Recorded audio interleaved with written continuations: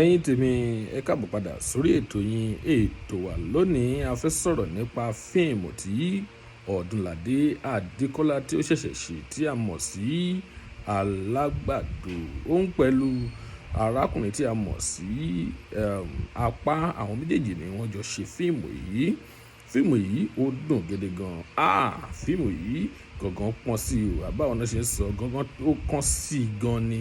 Ẹ̀yin tèmi apá kejì fíìmù yìí kò ní pẹ́ kó tó jáde, ṣùgbọ́n gbogbo ẹ̀yin tí ò tí wo apá kìíní fíìmù yìí ẹ gbìyànjú ẹ tara ṣàṣà láti lọ wò ó torí wípé fíìmù yìí ó dùn ó nárinrin. Ẹ̀yin tèmi tí ó bá jẹ́ ìgbà àkọ́kọ́ tí ẹ ń wo fídíò wa nìyí, ẹ jọ̀wọ́ ẹ tẹ subscribe button láti máa rí púpọ̀ lára àwọn fídíò wa wò. Ojú tí ẹ fi ń wò wá kò ní fọ́, etí tí ẹ fi ń gbọ́ wá kò ní di láṣẹ Èdùmàrè.